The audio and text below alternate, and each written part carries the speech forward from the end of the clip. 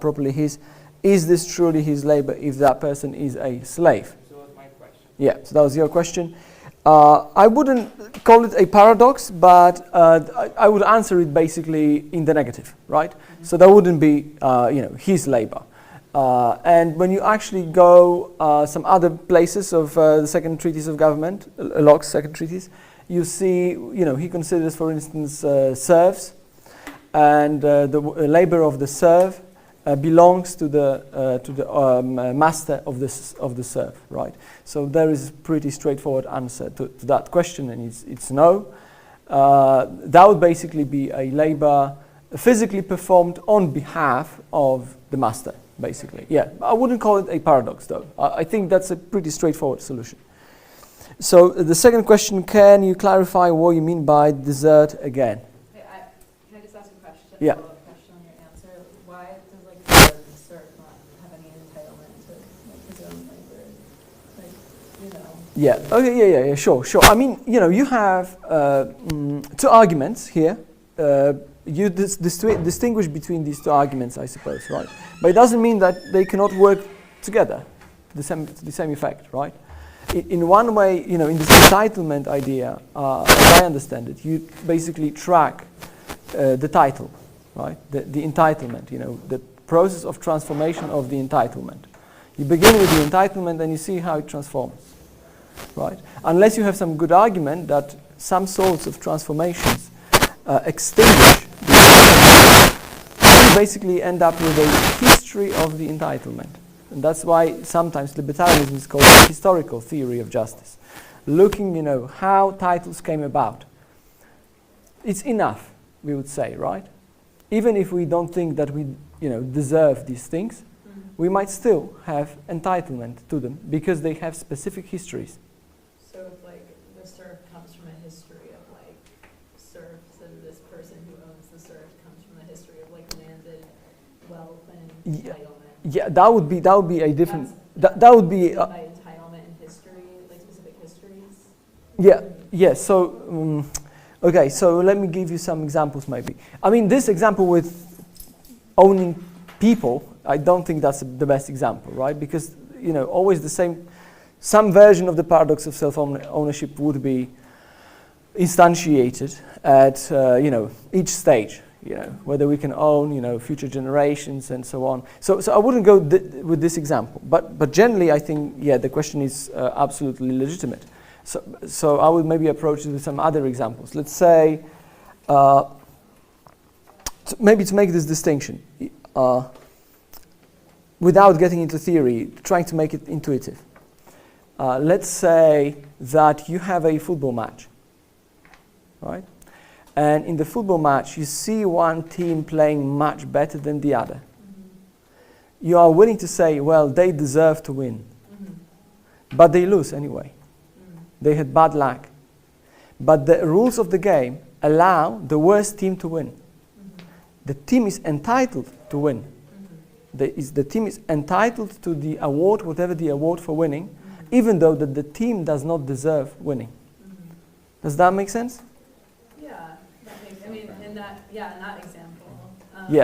You would like to extrapolate? I just am thinking about histories of slavery and ownership of humans. That has a pretty significant effect on how the world is today versus a football match, I guess. Absolutely. I don't know. It's just questions that come to mind, especially having an American education, especially in learning about slavery and stuff, and how that has helped in the formation of America, and then thinking about these principles with my own context of education. Absolutely. So I would like to address that now. All right? Sure. Yeah. So I would basically not address that with this argument. I would address it with a different argument. Mm-hmm. We would begin with a simple constatation in my opinion that the slavery we're talking about is unjust. It had nothing to do with libertarian principles of owning anything, right? People were captured involuntarily, and this injustice propagates itself into the future clearly, right? And libertarianism would account for that, in my opinion. So, but we wouldn't use the argument of entitlement here because there was no entitlement to begin with. Yeah. Okay. Are we on the same page? Yeah. Yeah. So this is the question: which principles you apply to specific cases, right? Okay. Yeah. Yeah. I guess it just got me thinking down that road when you pulled up like the John Locke quote of like slavery and like slaves and chattel labor. And Yeah. stuff. Okay. Yeah. Sure. So maybe one more comment on that. All right. Just to make crystal clear, the problem of alienability, sometimes known in the literature as the problem of voluntary slavery, right? Yeah. It's a, first of all, purely theoretical problem, Okay. has nothing to do with what happened in the history, which was involuntary and unjust. Here we're talking about a theoretical situation in which, for some reason, someone would like to voluntarily, and we would, of course, like to unpack what does it mean, Yeah. right? We haven't managed, time-wise, entirely to unpack it, but somehow. Would that be possible? That's the problem. That's the question, right? That involuntary slavery is unjust. That's not even a question, right? That's taken for granted. Yeah. Yeah. Thank you. Yeah. Okay. So that was the second. Although I appreciate the question, again, can you clarify what you mean by desert? Again, I hope I clarified somehow. I appreciate the question because that's a very tough question. It's very tough to really clarify these basic concepts, right? So entire books are written on that. So it's tough, but I hope I made it clear with the football match example, a little bit clearer at least, right? Anything what's related with football is more. So whatever you say about football, it's okay, yeah? So It's clear. yeah, it's clear. But you have to call soccer. Right, yeah. I mean, but they have football as well, right? Yeah, but So yeah, you impose your understanding of them, right? You feel football, you think soccer, yeah, but you have both. All right, team 1, question 3. Original appropriation and the case of water. but I don't think we understand exactly desert, right? Yeah. Again, Can you get a short definition again of desert? to give you a short definition. Yeah, the short. Yeah, that's the difficult part. Yeah, I would sort of dodge the question. I wouldn't like to give you a short definition. I think it's tough to give you a short definition. You get this, I suppose, concept sort of, communicated via some examples, and they would be anyway context and theory dependent, right? So, for instance, I don't know, you have. So I wouldn't give you a definition, but I can give you more examples, right? Desert, let's take one context. Let's take a criminal law, Okay. right? In criminal law, you deserve to be punished under some theories, like retributive theory of punishment. Again, under other theories, you do not deserve to be punished. Punishment is just a function of, forwarding social utility or something, right? But if we stick to a specific theory, we would have, you deserve to be punished. So what is desert? Desert, then I would say desert is the basis on which the punishment is appropriate in this case. What is this base? Yeah, go ahead. So are deserve and desert being sort of used interchangeably? To deserve is a verb, desert is a noun, Okay. describing the same phenomenon. Okay. I've never heard it in that context. That's where the confusion was coming from. I usually, hear the word dessert in a different context and it's pretty tasty. Yeah, or like the desert, like the sand. Or So like desert, like tiramisu or something. Okay, so you would say desert. So it's a matter of accent, you think? I mean, I've never heard the term dessert being used interchangeably with like dessert, but I understand in this context it's just like another variation of it in the, like you were saying. So you thought of Sahara. No, I didn't think of Sahara. I wasn't, that didn't make any sense, like given what we were talking about, but I'm It's just like a saying that metaphor? there's like. No, it's not a metaphor. It's a noun. calling the phenomenon of a specific position in which you are, right? Vis-a-vis awards and punishments, right? Yeah. So that's a noun. You call the phenomenon with a noun, right? But you might, also use a verb, describing the status of a person, that a person deserves something, right? But what is that the person deserves? Let's say generally, it called in abstract way, it's desert. Unless I'm making a mistake with my accent, which I doubt, frankly. I think it's desert. So, but you can check me. You have Dr. Google. But desert, yeah, just desert, and yeah, here you have it. But usually we, of course, use the words differently, right? I mean, to denote different things.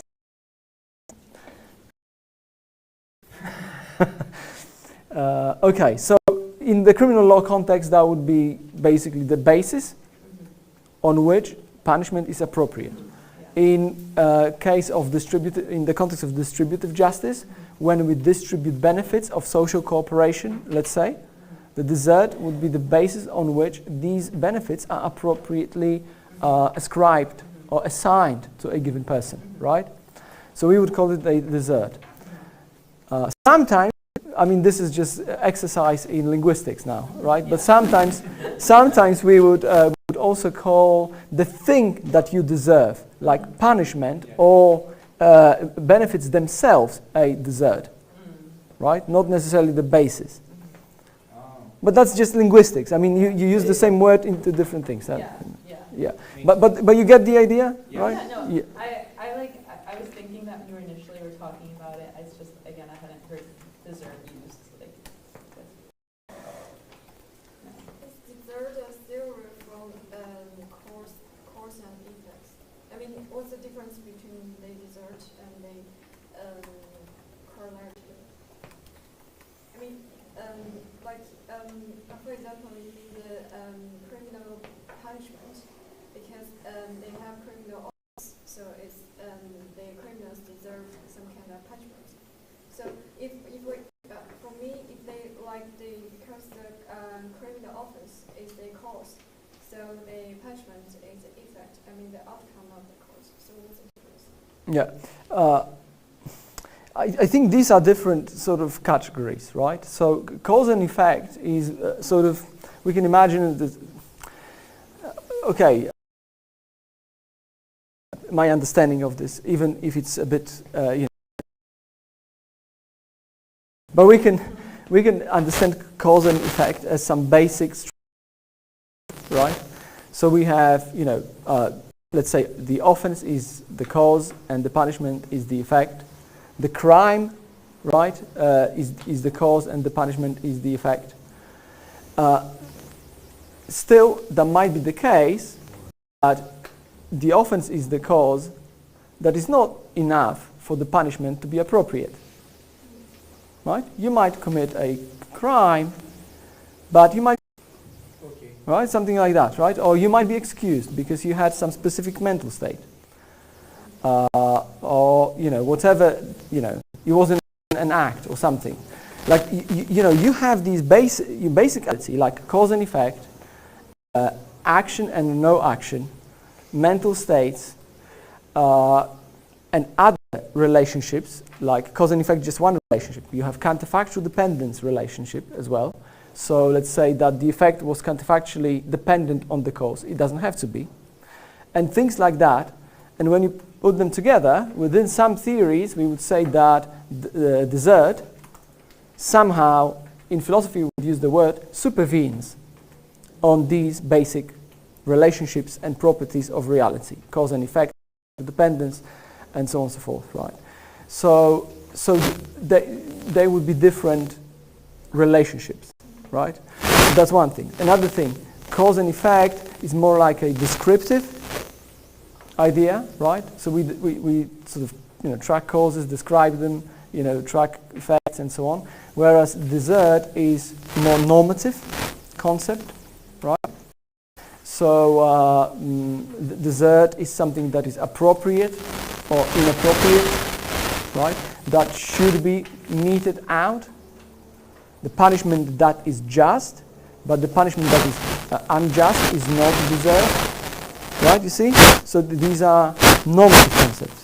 And more specifically, these are moral concepts. The subset of normativity, which is morality, right? Does that make sense for you? Yeah? Okay, then I'm happy, yeah, because it's... All right. Anything more about the dessert? No. We're going to have one after dinner, I suppose. Okay,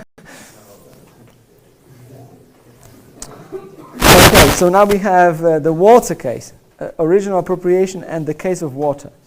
Does Turkey have the right to build dams to appropriate the water and thereby preventing the Iraqis of the resource? How should we approach this issue or even solve it?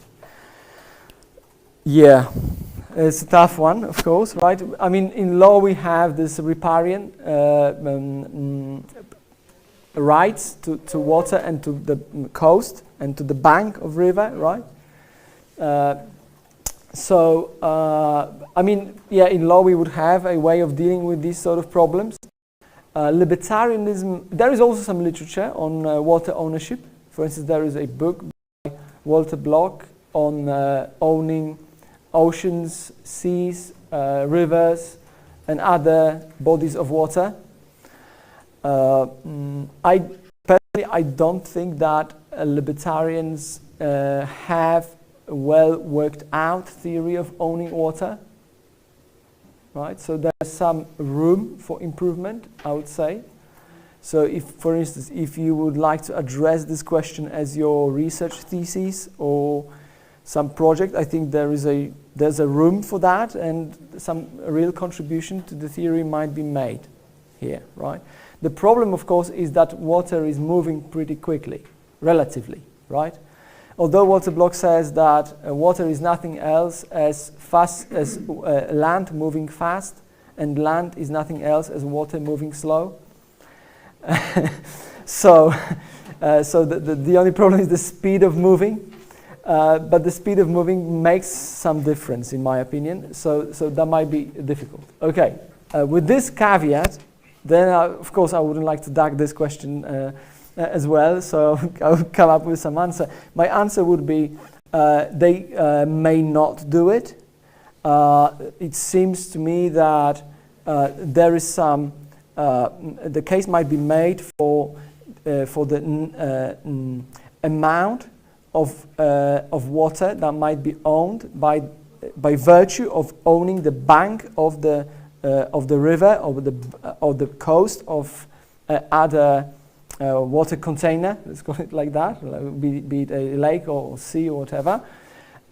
So I would say they may not, right? That would, you know, without entering the details, probably there are, you know, many interesting details of the case.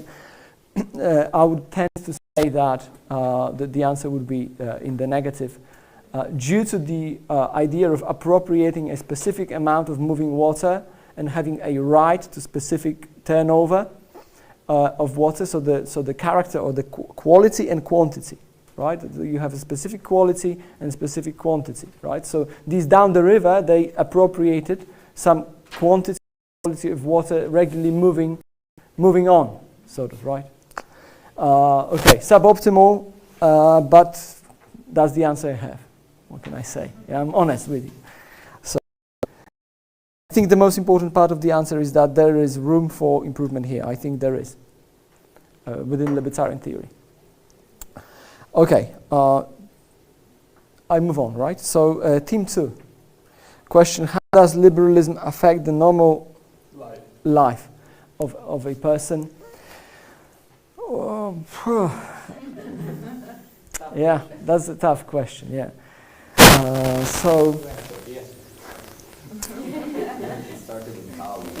You know, I'm not a psychologist, right? So I don't have any data, generally speaking, about, you know, people being affected by liberalism or anything like that.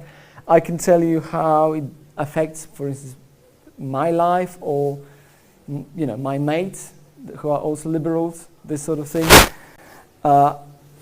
Well, okay, one thing for sure I would say that is very, that it affects my life in a very good way because, we have a group of people who are all liberals and we hang out together and it's amazing.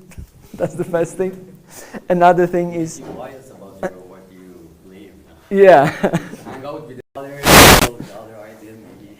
Maybe it would be even better. Yeah, right, yeah.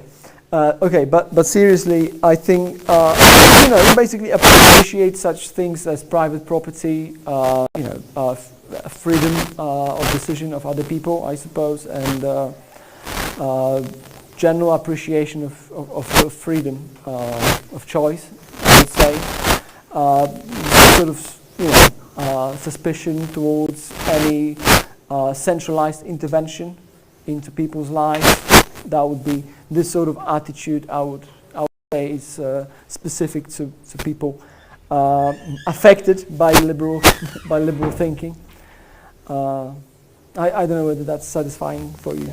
Yeah. So yeah. So. Have you stopped paying taxes for some of your friends since you don't live in government? Not paying taxes. I wouldn't recommend that. Yeah. I think I have some kind of open question about this question, like how does liberalism affect the normal life of people? Well, my question is, will the liberalism make people more aggressive? So you cannot just answer Too much. No. Yeah, sure. I mean, of course, I see immediately see two aspects of that question. Right? Two aspects of that question, right? So one aspect of the question, like the first thought that comes to my mind when I hear aggression, right? Of course, is aggression as is understood within the libertarian tradition, right? And aggression within libertarian tradition is a physical invasion of other people's space, right? And it's condemned. Libertarians are very adamant about condemning this sort of aggression, invasion of other people's space, which is in turn delineated by self-ownership and property rights, right? So it's never, almost never vindicated, right? So we're really strict about that. But then, of course, as I understand your question has also other aspect. The other aspect would be, I'm guessing, maybe not. The aggression you might have in mind is this sort of competitiveness. Is that correct? Yeah, okay. So then I would say, I don't know if that's going to be popular or not, I would say probably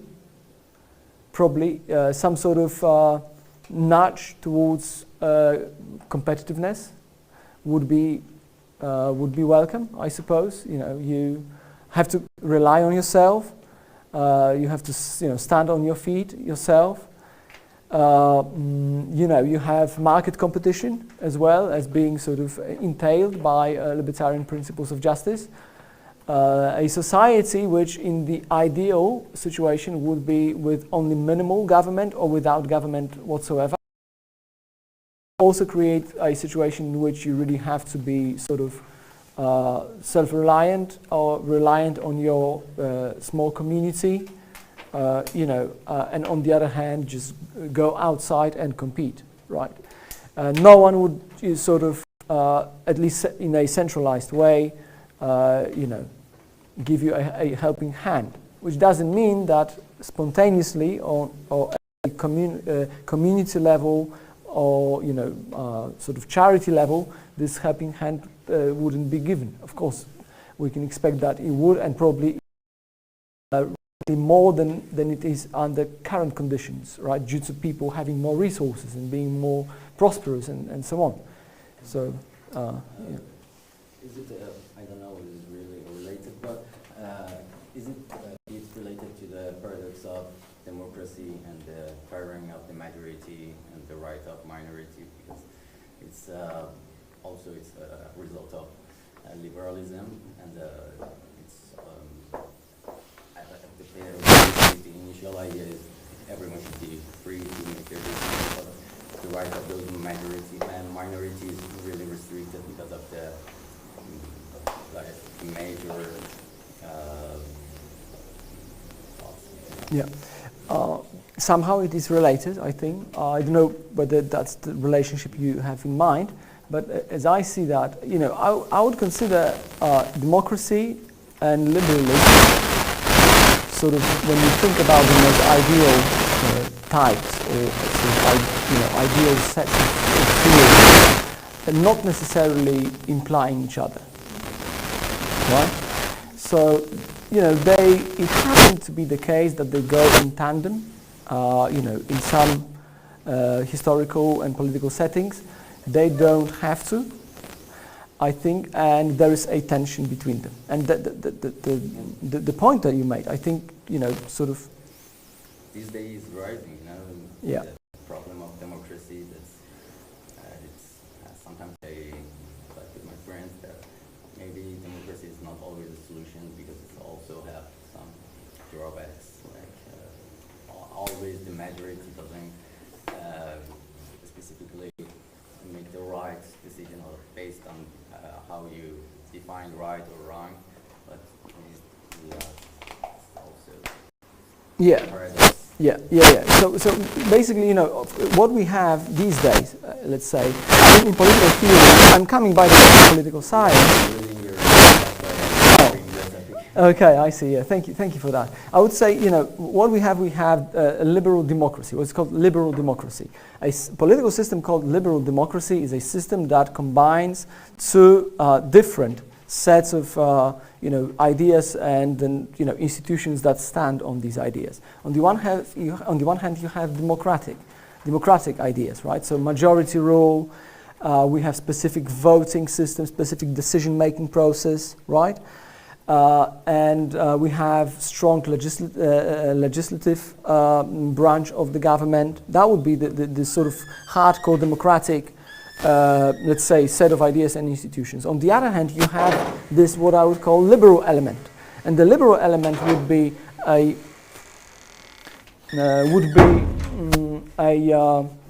respect for individual rights. They, in, let's say, political reality, they usually defended at the level of constitution, so they constitutionally granted or enshrined, which makes it more difficult for the legislatures to overrule them, to change them, right? So they have some special protection within the political system, and that's the liberal element. You have also institutions that are more liberal than democratic. For instance, in some continental Europe countries, you have constitutional tribunals, right? So which are sort of highest courts having this, how was the term of the art in English? It's a judicial review of legislation, right? So they check whether a given legislation is in accordance with the constitution, and they might overrule that, right?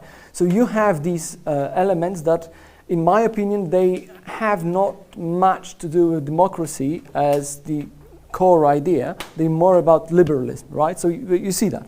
Individual rights, you have some meritocratic control of legislation by courts and tribunals, institutions like that, right? And on the other hand, you have this sort of majority rule legislation as the most important branch of the government. And on the top of that, I think also it's worth mentioning, we now live in this globalized world. So that's, let's say, that's the national scene or country level situation. On the top of that, you have international organizations, right, which quite often compete with what's going on within the country, right? So, is it enforceable, like the international regulations? Well, to a part they enforceable, but you also have the public opinion mechanism, which is always important for democracy.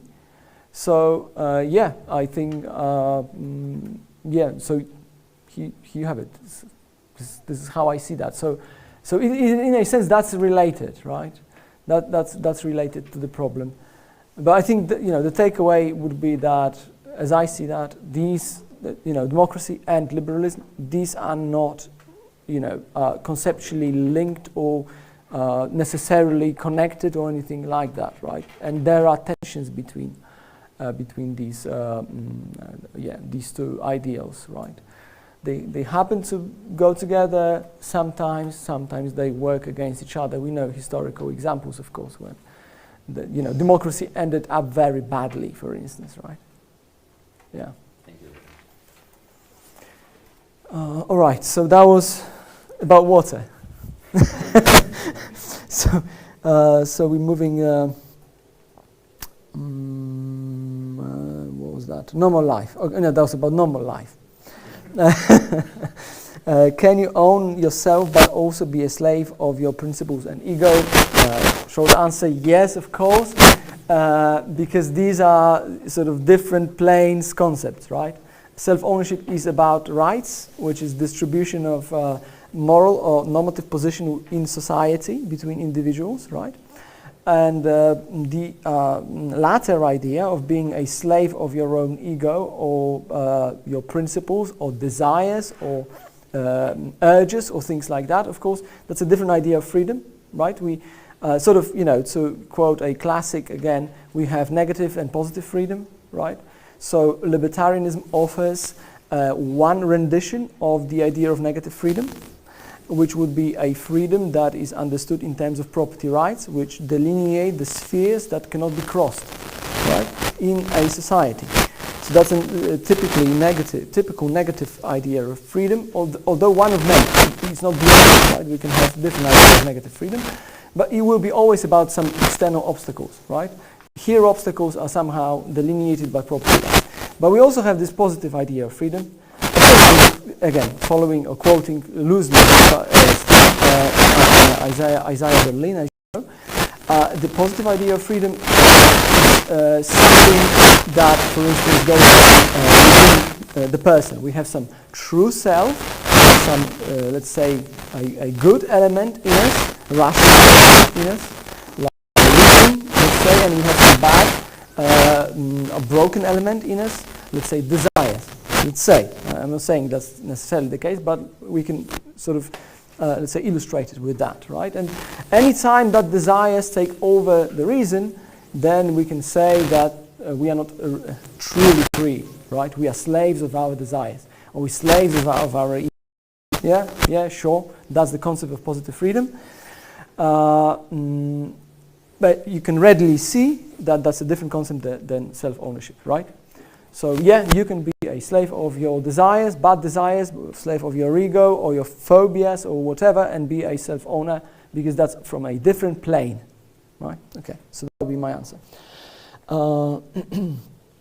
Do you think that if you overachieve your parents, after that, can you own them? I'm sure I understand it. I will allow myself interpretation. So I interpreted that. Oh, not interpreted. Maybe whoever. Refer about that code. Everything you are the role. Our parents, our owners. Yeah, exactly. Can you be the owner of your parents? When that question. That's my question. Mm-hmm. I'm referring that if in my life I'm over my parents at the end, can I own after that? What do you think? Oh yeah. Oh, yeah. Well, It's more philosophical. it's more philosophical, maybe. Yeah. I mean, It's referred to the quote. to the quote, yeah. Yeah. To the paradox of self-ownership. Yeah. Yeah. So I mean. Within the theory, there's no obstacle to have this sort of setting, right? But of course, that it would have to be voluntary if that would be, full ownership or whatever, right? But normally, in a sense, we would say, yeah, this is quite often what happens, right? Which is you take some sort of ownership of your parents when they need your help, right? And you take care of them, which is some sort of trustee or custodian over your, elderly parents when they need your support. You take responsibility even under current jurisdictions. You cannot just leave them, for themselves. You owe them something, right? So I think, yeah, doubly, yeah. Double yes. Yeah. If you mean that. Yeah. I mean, yeah. Okay. Can some that's okay. Parents. Okay. Team 3. Can someone be considered a true libertarian if they limit the principle of self-ownership by imposing restrictions on your body, specifically in the example of limiting abortion? Okay. And Javier Milei. Sorry. Self-proclaimed true libertarian. Yeah. Abortion is a difficult question, as we all know, right? No surprise here. And it's a difficult question for libertarianism as well, I have to say, right? So if you, so maybe let me sort of hedge it first with some literary remarks. So if you're interested in the abortion question within libertarianism, I think the educated view and the current sort of position that is broadly known within libertarian circle would be the theory called evictionism. Have you heard about it? You haven't. Okay, I can elaborate on it a little bit, but I suppose we don't have enough time to fully present the position and criticize it, which I would do, by the way. Yeah, I don't share it, but that's the majority view. Let's call it like that. We have 5 minutes. Yeah. Okay. But you can go Google, right? You can Google evictionism. Yeah. Or ChatGPT or something. Yeah. Or you can email Walter Block directly. So that's the majority view, I think, at the moment within libertarian circles on abortion. So that's a debatable discussion. The problem is this, in a nutshell: there must be some point in time at which someone becomes a self-owner, right? And the question, what is this point in time? It's up for grabs as far as debating is concerned. Okay, so I suppose there's nothing very clearly committing us within libertarianism, committing us to a specific answer, a very specific answer on that question, right? There's nothing committing us to a one sort of bulletproof answer to that question. So that would be, within 5 minutes. So go check evictionism. Know that I do not believe it, and I think there is nothing that commits us to one answer as far as liberals or libertarians, right? That's debatable, as for every doctrine, I think, right? Okay, and the question, sorry for probably disappointing. I can discuss abortion, hours and days and weeks if you want to. Afterwards we can discuss this issue, of course. I also published on that. You can also check my publications. Yeah. Although I'm not saying everything in publications. Remember, I'm careful. Yeah. Yeah. That question, probably besides the abortion thing, what we were thinking is what makes, and very shortly, a true libertarian, because nowadays in Latin America we're having this wave of libertarians that are becoming actually presidents, like Javier Milei, that is a libertarian. And actually I think that we don't know in Latin America what makes a true libertarian. What is a true libertarian? What's the core values and what's the limit of those? I mean, I know we already know like self-ownership and the three ones that we saw, but is there a limit or not? Or what would you say make a person, Okay, yeah, so abstracting from abortion, I would say, I gave you some sort of core notions, right? Which is self-ownership, for me, this is undisputable. You deny that's it, I think, right? You have then private property rights acquired in one of the ways I pointed out to, right? So very strong private property rights. How strong? This is in my right? We would say that, right? So that would be another thing. Well, and some implications of that. What would be the implications? For sure, we would have, to a high extent, free market society. Right? So free markets, basically. That would be another thing. Rather minimal government, therefore. Right? Minimal government.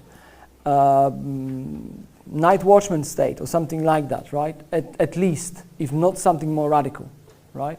We could also have that. So that would be the sort of set of values we would say, or basic commitments that would make someone a libertarian, right?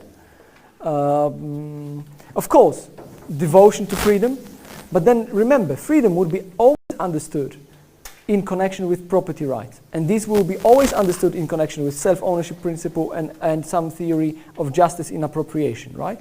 So they all would be linked, sort of. So I identified these ideas I gave you as the core ideas, and other things would be implications of them, right? So, yeah. Okay, and the last question, how would a Locke libertarian approach the ethical and moral issues that the principles of self-ownership raise, such as modern slavery, without compromising its core libertarian values? I suppose I answered about modern slavery. I answered about historical slavery, but modern slavery is somehow similar to that. The basic answer would be, well, we go and look at, whether some relationships that we have with other people are voluntary relationships, right? If they are not, then they should be criticized, they unjust, and you have...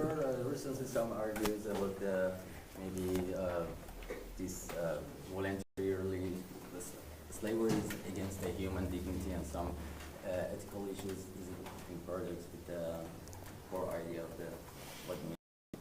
Yeah, absolutely, you're right. We have this discussion within libertarian scholarship, let's say. Some people claim, and like Randy Barnett, for instance, right? He's the great legal philosopher. He's against this idea. I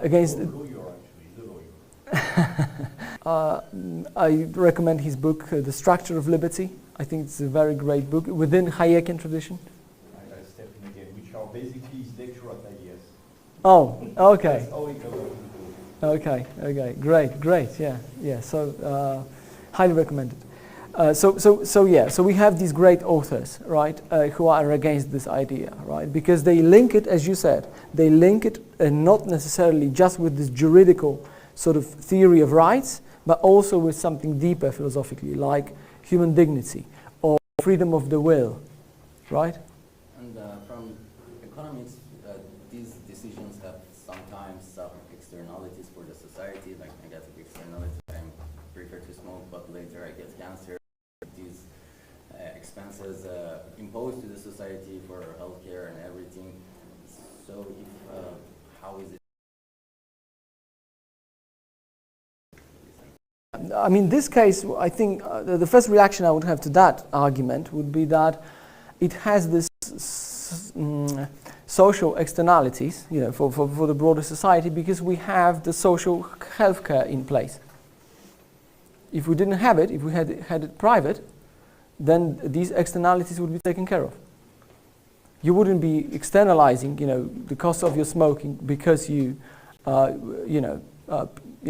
would be just, insured with a private insurer that would account for you smoking, years of smoking, right? And you would basically, internalize within the pool of the insured with a given insurance company, but you wouldn't externalize it further.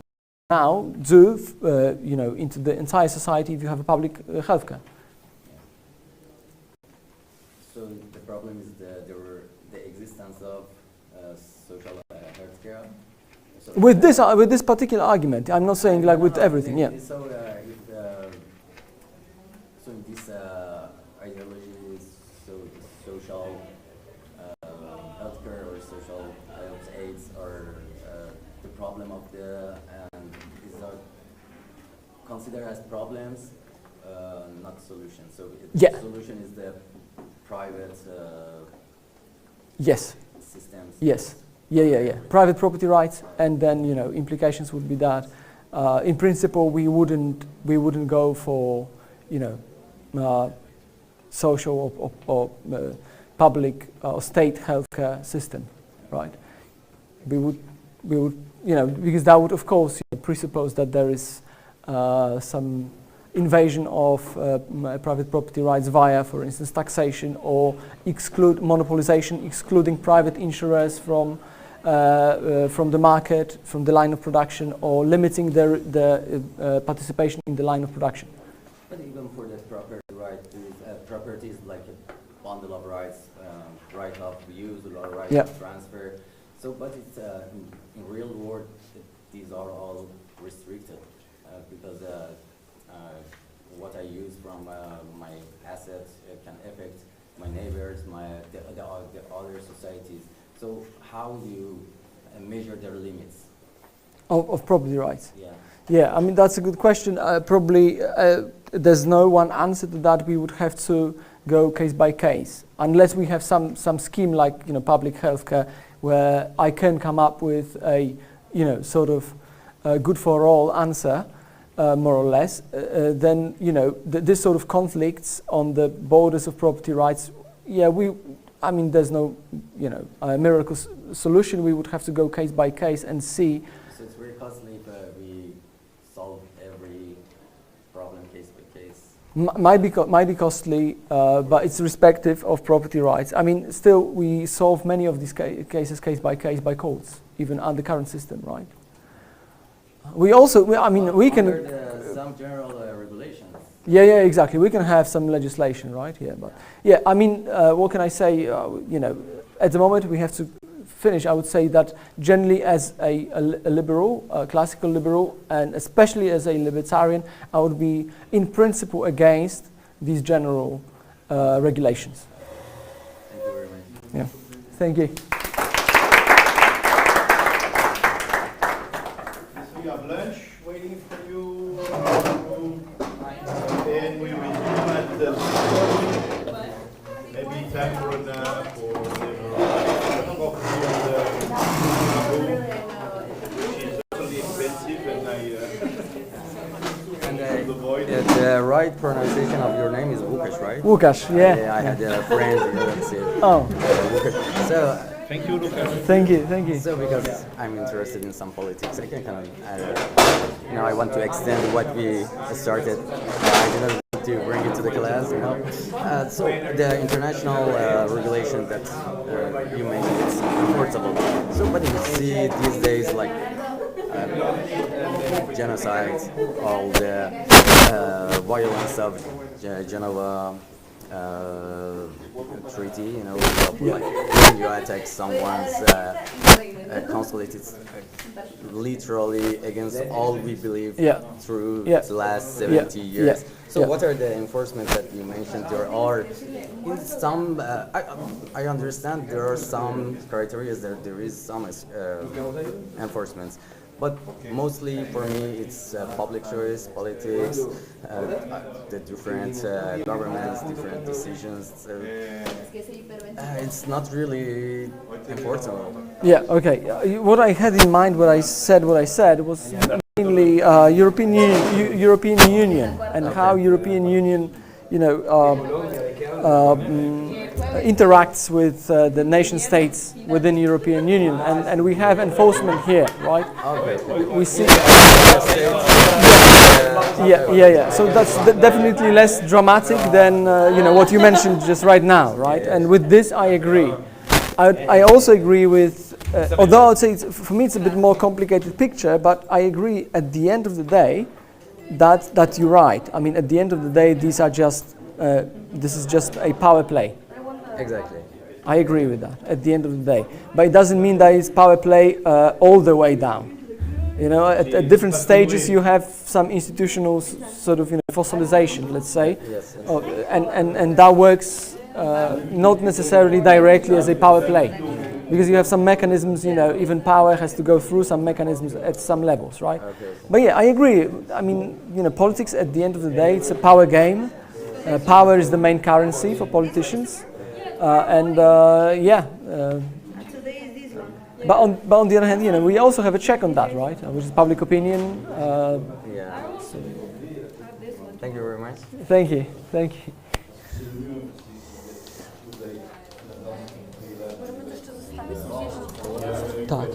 Tak zrobimy. Super, że interesujące. Bardzo mi się podobało. bo w czwartek jest kawa rano. Mhm. Nie, to Mhm. to przyjdziemy też po prostu, Mhm, sobie mhm, porównam. mhm. Launch? Wiesz, te interwencje w ogóle, I don't know. to te odpowiedzi, no nie wiem, chętnie bym zobaczyła tą kolejkę. Dobrze. Nawet jeszcze bym chętnie, bo dzisiaj jest wykład jakiś też. Może byśmy poszli na tą, wtedy na kolację. Dobrze, Misiu, jak zrobimy to, co ty chcesz.